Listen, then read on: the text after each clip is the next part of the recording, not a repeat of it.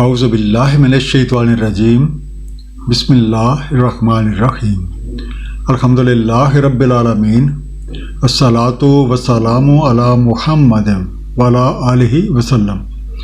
انشاءاللہ آج ہم سورہ توبہ کے 11ویں رکوع کا مطالعہ کریں گے۔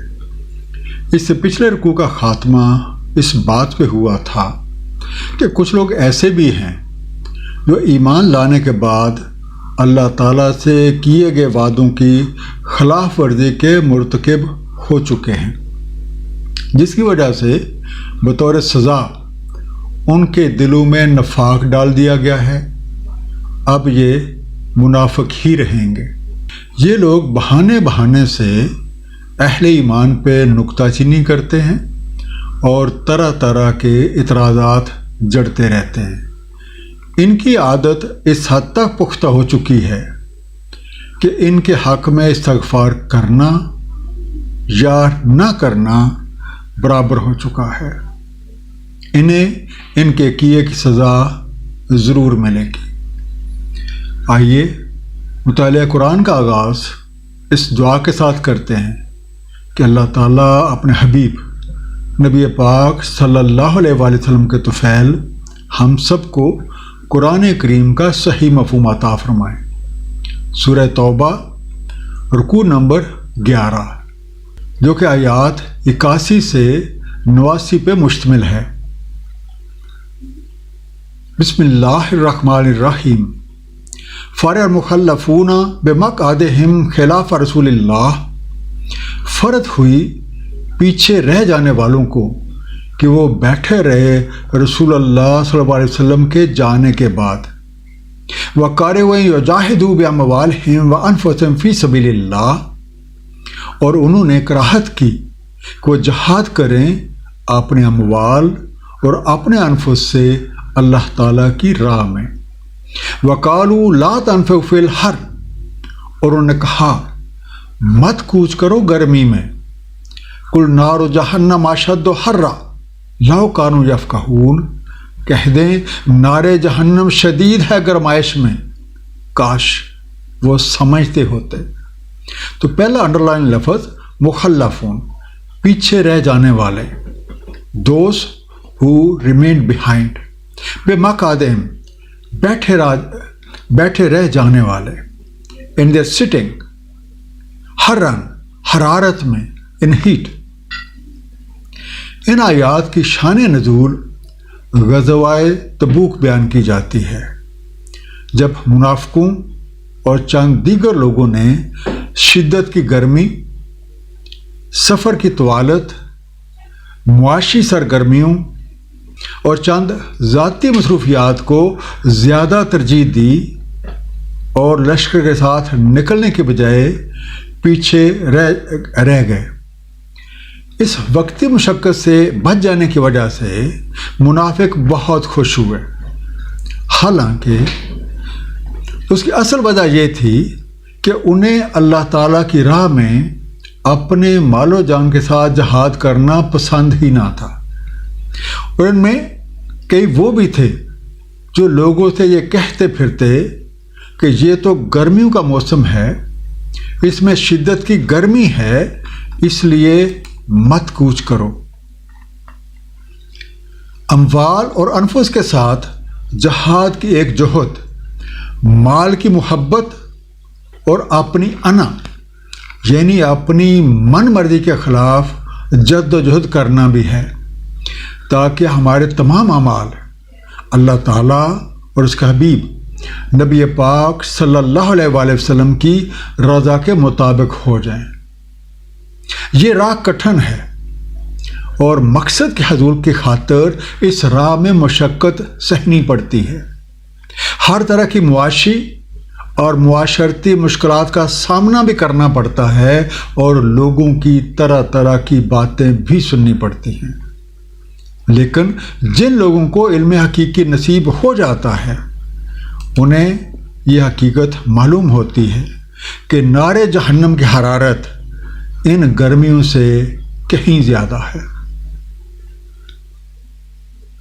فَلْيَضْحَكُوا قَلِيلًا وَلْيَبْكُوا كَثِيرًا، تو انہیں چاہیے کہ ہنسیں کم اور وہ روئیں کثیر، جزاء بما کانوا یکسبون، جزا اس کی جو کسب وہ کرتے رہے، فلیضحکوا، سو چاہیے کہ وہ ہنس لیں، سو لیٹ دیم لاف،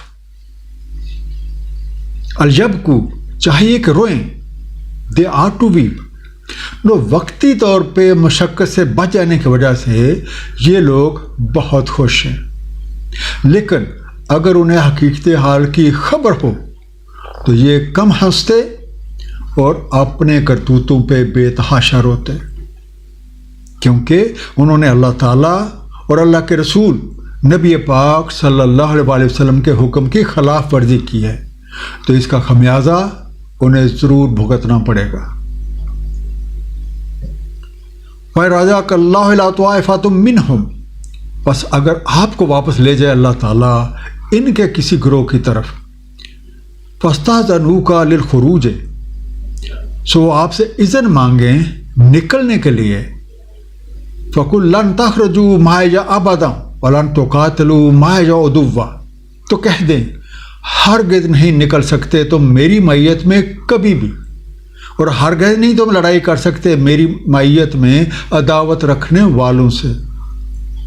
اِنَّکُمْ رَضِیتُم بِالْقُعُودِ أَوَّلَ مَرَّةٍ فَاقْعُدُوا مَعَ الْخَالِفِینَ، بے شک تم راضی ہوئے بیٹھے رہنے کو پہلی بار، بس بیٹھے رہو پیچھے رہنے والوں کے ساتھ، خالفین پیچھے رہ جانے والے، دوز ہو اسٹے بیہائنڈ۔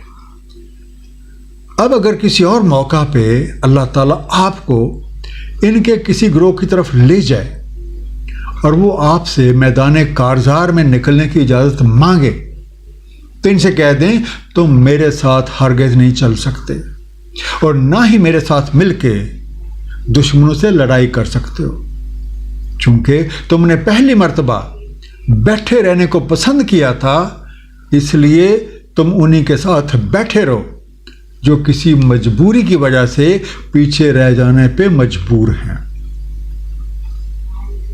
وَلَا تُصَلِّ عَلَىٰ أَحَدٍ مِّنْهُمْ مَاتَ أَبَدًا وَلَا تَقُمْ عَلَىٰ قَبْرِهِ، اور نہ نماز پڑھنا ان میں سے کسی کی میت پہ کبھی بھی، اور نہ کھڑے ہونا اس کی قبر پہ۔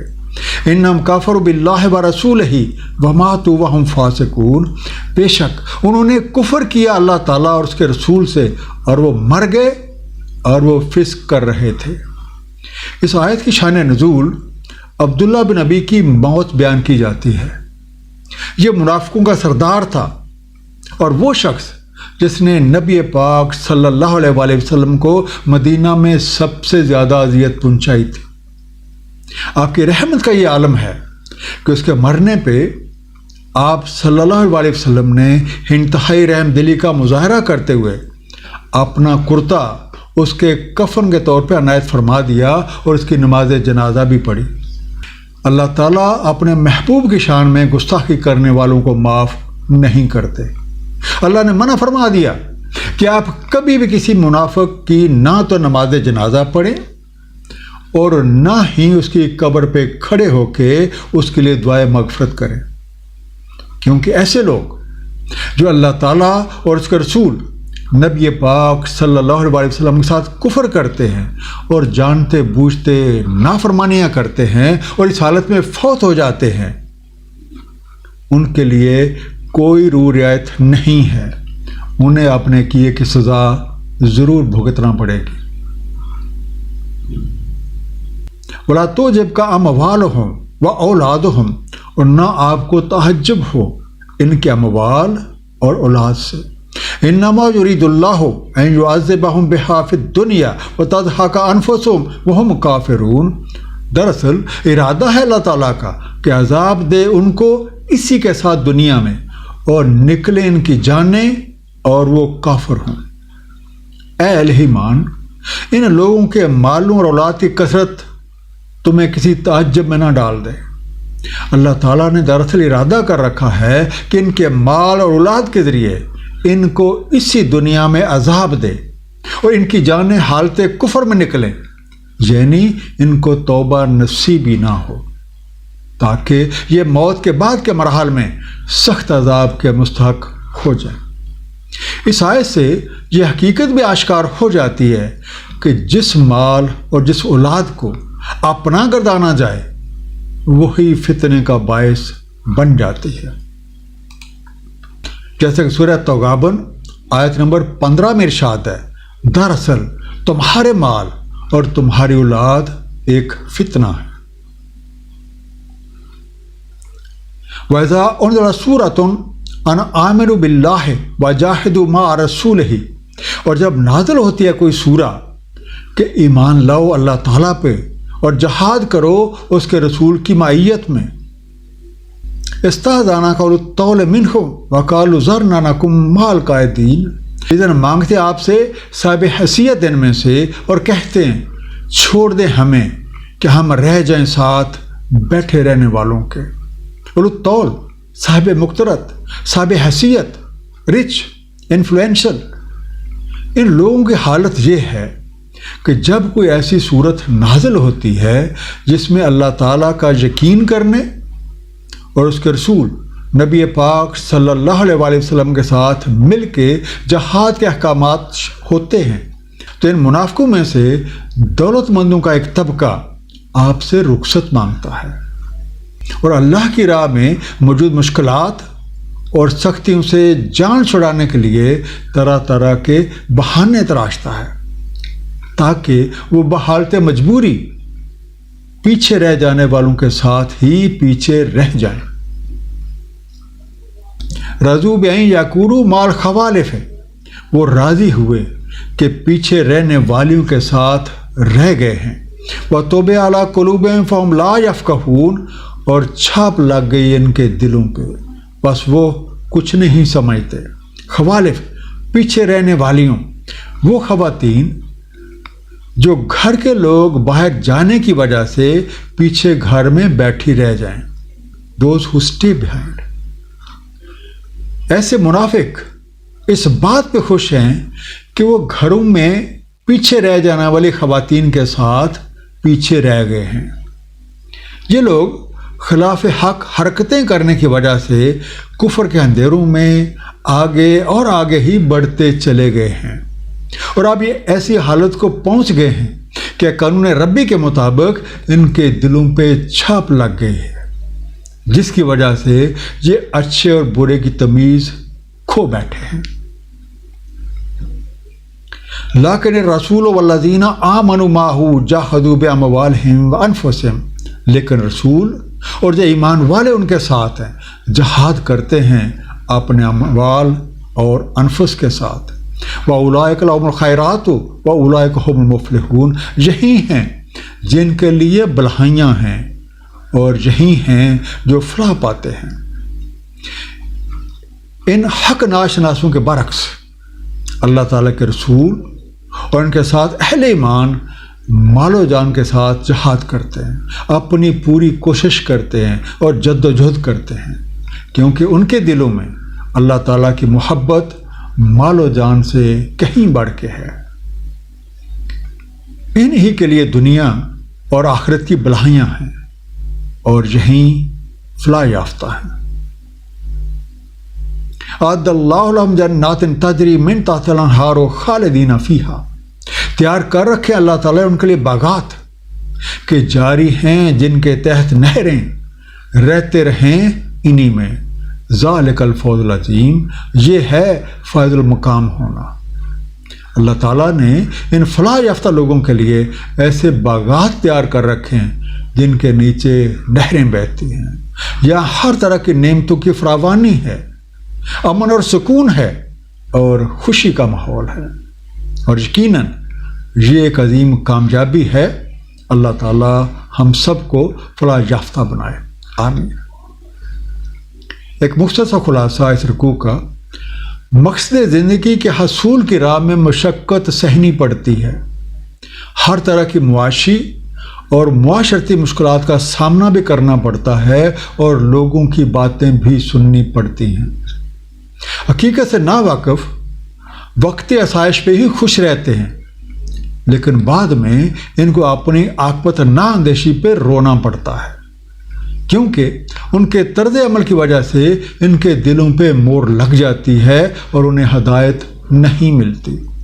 ان حق ناشناسوں کے برعکس حقیقی اہل ایمان مال و جان کے ساتھ جہاد کرتے ہیں۔